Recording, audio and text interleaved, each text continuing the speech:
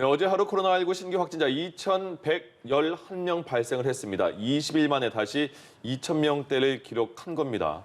단계적 일상 회복으로의 방역 체계 전환을 앞두고 방역 당국은 확진자 수가 더 증가할 가능성을 걱정하고 있습니다. 한편 정부는 오늘 얀센 백신 접종자에 대한 추가 접종 계획을 발표할 예정인데요. 관련 내용들 김윤 서울대 의료관리학과 교수와 함께 짚어보도록 하겠습니다. 어서 오십시오. 안녕하십니까. 예. 이번 주만 보더라도 한 일주일 정도 보면 네. 1,000명대 중반, 초반까지 또 내려갔거든요. 네. 근데 어제 오늘 발표된 거는 어제 2,000명 가까이 남았고 오늘 2,000명을 넘었어요. 네. 지금 뭐 단계적 일상 회복 가면 확진자가 더 늘어난다고 하던데 지금 이 수치는 걱정을 해야 되는 수치인지 아니면 받아들일 만한 수치인지 어떤 거예요? 확진자 수의 절대적인 규모로 보면 우리 사회가 우리 의료 시스템이 감당할 수 있는 수준이기 때문에 네. 우려할 만한 수준은 아닌 것 같습니다. 예. 그런데 이제 한동안 그 1,000명대 초중반대로 떨어졌던 확진자 수가 이제 다시 늘어나고 있는 상황이라 예. 왜 늘어나는지 앞으로 어떻게 대처해야 될지에 대해서는 좀 면밀한 분석이 필요합니다. 그러니까 정부 당국은 이게 이제 사적 모임의 규모를 늘려주고 영업 시간 제한을 풀어주는 등의 이제 조치를 앞두고 있어서 예. 분위기가 이완되면서 이제 확진자가 늘어난다 이렇게 해석을 하고 있는데 실제 확진자 수가 발생하는 양상을 보면 식당이나 카페나 노래방이나 이런 다중이용 시설의 감염이 아니라 직장이나 학교나 복지시설, 요양병원 이런 데서의 감염이 늘어나고 예. 있습니다. 예. 그러니까 아마 그 초기에 접종을 받은 노인들의 면역 효과가 떨어지는 것들, 그다음에 이제 날씨가 추워지면서 실내에서의 생활이 늘어나면서 예. 감염이 늘어나는 것, 접종을 하지 않은 청소년이나 어린이들에서의 그 감염이 확산되는 것 이런 것들이 요인이라 면밀한 분석을 통해서 추후 대책을 좀 마련할 필요가 있어 보입니다. 예. 11월 1일부터 이제 단계적 일상 회복 3단계로 나눠서 시작이 되는 거잖아요. 지금 네. 계획이요. 네. 근데 지금보다 조금 더 확진자가 계속 늘어난다면 네. 그 11월 1일부터 시행되는 그 조치가 좀 연장될 수 있는 건가요? 아니면 일단 지금 계획대로 그냥 가는 건가요?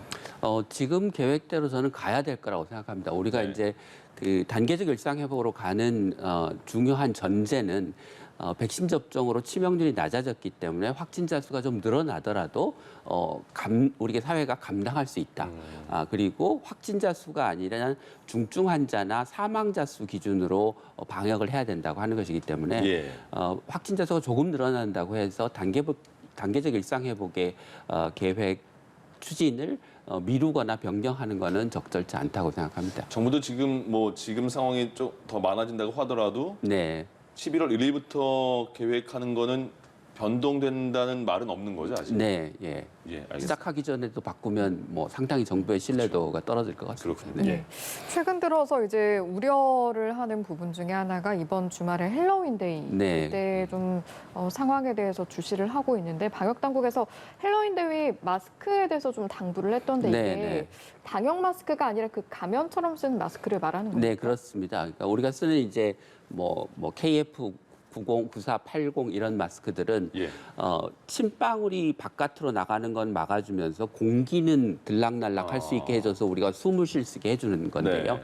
할로윈 마스크는 얼굴을 가리고는 있지만 예. 이제 숨을 쉬어야 되기 때문에 어딘가에는 구멍이 뚫려 있는 거거든요. 코, 입에 구멍이 뚫려 있을 수도 있고 예. 얼굴에 잘 밀착이 되지 않아서 옆으로 공기가 들락날락하기도 하고 그러면 이게 침방울을 막아주는 효과가 없기 때문에 우리가 그 방역 마스크라고 얘기하는 마스크를 쓰는 것에 비해서는 현저하게 침방울 차단 효과가 떨어지는 거죠. 예. 그렇기 때문에 이걸 마스크로 인정할 수는 없는 거라서 예. 이제 할로윈 마스크를 바깥에 쓰더라도 그 안에 방역 마스크를 그러니까요. 써야 예. 되는 것입니다. 예, 네. 그렇게 쓰시면 되지 않을까 싶네요. 쓰시면 되는 겁니다. 네, 알겠습니다. 헬로윈데이 때 이제 비교적 모임과 행사가 활발하게 이루어지는 곳이 네. 우리가 말하는 홍대나 이태원 이런 곳인데 네. 아무래도 또 상대적으로 외국인들이 많이 모이는 곳이고 그런데 외국인 2차 접종률을 보니까 55% 네. 정도더라고요. 상대적으로 좀 낮은 편이잖아요. 왜 네, 그런 걸까요? 그렇습니다. 뭐 외국인 접종률이 낮은 이유는 뭐 언어 장벽의 이유, 외국인 근로자들 같은 경우 이제 근로 조건이 좋지 않아서 백신 접종을 할 시간을 내기 어려운 이유, 뭐 또 불법 체류자로 일을 하는 외국인 근로자의 경우 이제 뭐 신분 노출의 위험 이런 것들을 걱정해서 이제 백신을 상대적으로 좀 덜 맞는 상황입니다. 네. 그런데 이제 최근에 정부가 여러 가지로 노력을 해서 굉장히 30%대로 낮았던 게 거의 이제 2배 가까이 오른 것이긴 한데요. 이제 거의 이제 60%에 접근해 가니까 증가율이 정체되고 있는 상황입니다. 그래서 예. 정체된 증가율의 원인을 좀 더 분석해보고 보다 적극적으로 이제 접종률을 높이기 위한 노력을 해야 될 것 같은데요. 그러면 이제 지금보다 아마 찾아가서 하는 접종 이런 것들이 훨씬 더 중요할 것 같습니다. 그러니까 사업장이나 외국인들이 많은 곳에 가서 접근성을 높여주고 또 사업장 단위로 접종이 적극적으로 이루어질 수 있도록 하는 등의 조치가 좀 더 필요하지 않을까 싶습니다. 예, 그리고 그 외국인 노동자분들이 직접 못 가는 상황이 있을 수 있으니까 표현도 네. 못 하고 예.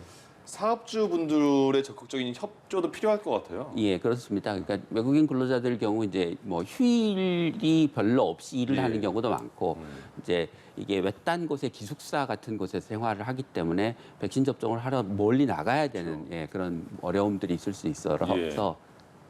일을 하는 사업장 단위로 정부가 이 방문 접종 같은 것을 하면 접종률을 조금 더 올릴 수 있지 않을까 그렇게 생각합니다. 그러네요. 또 언어가 잘 안 통하니까 만약에 그 보도를 보더라도 신분 노출 때문에 걱정을 계속 괜찮습니다 하더라도 걱정은 네. 스스로 될 수 있으니까 사업주분들도 많은 협조가 필요할 것 같습니다.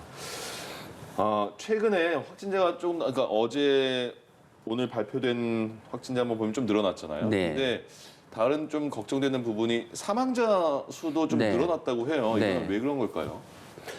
아무래도 그 노인 요양시설이나 요양병원 이런 곳에서의 이제 집단 감염이 생기면 네. 그 가운데는 이제 백신 접종을 하신 분도 있지만 안 하신 분들도 있고 안 하신 분들까지 섞여서 함께 집단 감염이 발생하면 이제 고령의 사망자 수가 이제 늘어나게 되는 거죠. 예. 그래서 고령층의 그 접종률을 높이는 것과 함께 이제 부스터샷 추가 접종을 빨리 해서 지금 집단 감염이 늘어나고 있는 노인분들이 주로 계시는 이용하는 시설에서의 코로나19에 대한 그 감염 예방 효과를 좀 높여야 될 필요가 있는 것 같습니다. 예. 네. 지금 분위기로는요, 그러면 네. 코로나 지금 상황 분위기로는 부스터 샷이라는 게 이제 그 전에는 2차까지 맞고 추가로 3차만 생각했는데 네. 이제는 독감 매년 맞는 것처럼 계속 이런 그 부스터 샷이라는 게 필요하겠네요, 앞으로. 이제 부스터샷의 효과가 얼마나 지속되는지를 좀 더 두고 봐야 되는데 그걸 아직 모르는군요. 예, 그런데 이제 접종을 일찍 시작한 곳은 부스터샷을 접종한 지 이제 몇 개월이 지난 곳들이 있기 때문에 예. 그런 곳에서 나오는 결과는 이게 2차 접종을 마친 이후에 대개 한 2개월 이후부터 항체 역가가 떨어지기 시작한다고 얘기를 네. 하는데 부스터샷도 비슷한 지금 양상을 보이고 있다고 합니다. 이제 그렇게 되면 물론 이제 우리가 항체뿐만이 아니라 면역 세포에 의한 그 감염 예방 효과도 있긴 하지만 예. 부스터샷을 반복적으로 예를 들면 독감 예방 접종처럼 주기적으로 맞아야 될 가능성이 좀 높아 보입니다. 그렇군요. 네. 이제 그 11월 1일부터 단계적 일상 회복 상황으로 되면 확진자는 많아질 것이다 이렇게 전문가분들이 말씀을 하십니다. 네. 그래서 병상 부족 문제도 있고 그래서 재택 치료라는 얘기 지금도 나오고 있잖아요. 하고도 네. 있고 실행도 되고 있는데 근데 재택 치료가 시작되면 일반 동네 의원급 병원들도 좀 바빠질 것이다 이런 얘기 나오던데 어떤 네. 내용이에요 이거는요? 그러니까 이제까지는 우리가 이제 코로나19가 이제 열심히 백신 접종하고 사회적 거리두기 하면 이제 퇴치할 수 있을 거다 이렇게 생각을 했는데 예. 델타 변이의 출현으로 이게 코로나19와 함께 상당 기간 같이 이제 공존을 해야 되는 상황이지 않습니까? 네. 그러면 의료 시스템도 코로나19 환자를 진료하기 위해서 비상으로 막 병상과 인력을 동원해서 진료하는 체계에서 예. 일상적으로 환자를 진료하는 체계로 전환해야 되는 거거든요. 그러면 가볍게 앓고 있는 사람은 집에 머무르면서 뭐 증상을 모니터링하고 약 먹고 그러면서 지내다가 조금 상태가 나빠지면 외래에 와서 진료를 받고 네. 그보다 조금 더 상태가 나빠지면 응급실에 가서 진료를 받고 그게 입원해야 될 정도의 상태면 입원하고 치료를 받는 예. 이런 형태로 이제 의료 시스템이 짜여야 되는 거거든요. 그러면 우리가 독감에 걸렸을 때 집에 있을 때 집에 있으면서 치료를 받는 것과 상태가 나빠지면 동네 병원을 가는 것과 예. 또 상태가 좀 더 나빠지면 응급실에 가는 그런 코로나19 환자의 의료 이용을 체계적으로 이렇게 이루어질 수 있도록 하는 시스템을 만들어야 된다는 거죠. 그러면 지금까지는 전담병원이나 큰 병원을 중심으로 해서 코로나 환자를 진료해 왔는데 네. 동네 병원도 경증 환자를 치료하거나 관리하는데 역할을 해야 이게 전체 의료 시스템이 안정적으로 운영될 수 있겠죠. 예. 의료 시스템의 일상화가 되는 거군요. 그렇죠. 또. 네. 날씨가 최근 들어서 굉장히 추워졌고 네, 그러다 보니까 그렇습니다. 자연스럽게 좀 실내 생활을 많이 하게 되고 네. 야외 활동보다 실내 활동을 하게 되잖아요. 네, 지금 환기에 대한 지침을 좀 잘 지켜주는 것도 중요할 것 같은데 네, 그렇습니다. 방역 당국에서 제시하고 있는 또 환기 지침이 따로 있을까요? 네, 네. 그 최근에 이제 그 질병관리청이 새로운 방역 환기 지침을 내놨는데 이제 하루에 10분 이상씩 3회 이상 환기를 해라 이렇게 이제 권고를 하고 있습니다. 그래서 또 이제 다른 그 전문가들은 다중 이용 시설의 경우에 영업을 시작할 때 끝날 때 30분 이상 환기를 하도록 권고를 함께 하고 있고요. 예.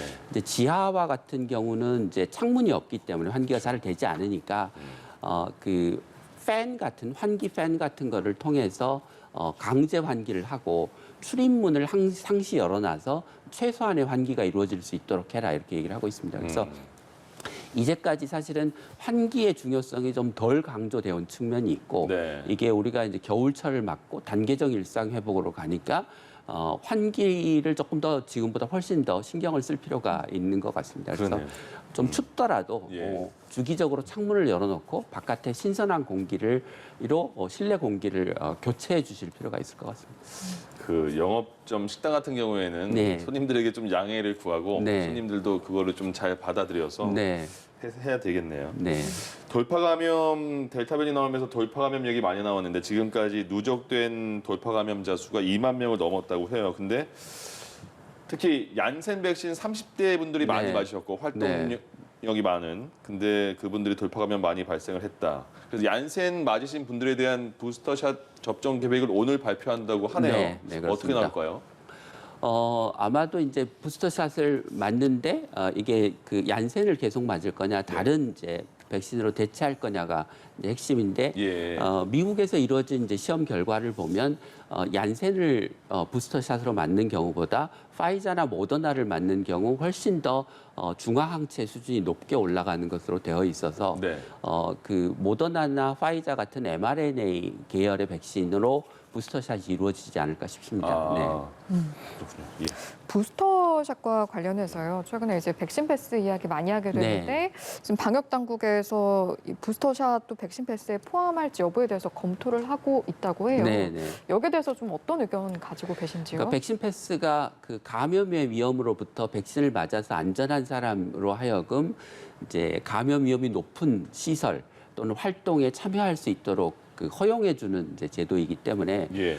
부스터샷을 맞아야 되는 분들이 부스터샷까지 맞아야 이제 면역 효과를 유지할 수 있는 것이라 궁극적으로는 백신 패스에 부스터샷까지를 포함해야 될 거라고 생각합니다. 근데 이제 우리나라는 아직 접종을 조금 늦게 시작했기 때문에 네. 부스터샷을 맞아야 되는 그 분들이 고령층이나 뭐 면역 저하자나 이런 인구 집단이 이제 국한되기 때문에 뭐 그리고 또 그 백신 패스를 도입하는 초기이기 때문에 국민들이 갖는 어떤 백신 패스에 대한 또 수용성 이런 것들을 고려하면 뭐 연말 정도까지는 기존 2차 접종까지를 그 조건으로 백신 패스를 부여하는 것으로 하고 이제 내년 초부터 아마 부스터샷을 고려하는 쪽으로 우리가 그 도입 시기를 고려해야 되지 않을까 싶습니다. 예. 네.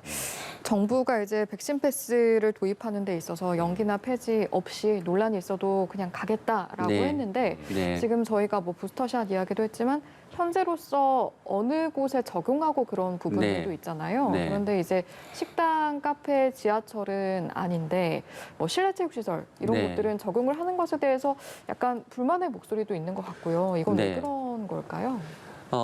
정부는 이제 실내체육 시설이 격한 운동을 하기 때문에 이제 호흡이 양이 많아지고 그것 때문에 이제 침방울이 많이 튀니까 감염 위험이 높다. 또 실내체육 시설 같은 경우 이제 지하에 위치해 있어서 네. 환기가 잘 안 되기 때문에 그것도 감염 위험을 높인다. 그런 이유로 이제 백신 패스를 조건으로 걸고 있는 것 같습니다. 그런데 이제 그렇게 하기에는 다른 업종들은 풀어주면서 실내체육시설 같은 경우는 기존에는 이제 낮에도 백신 패스 없이 이용할 수 있었던 것을 네.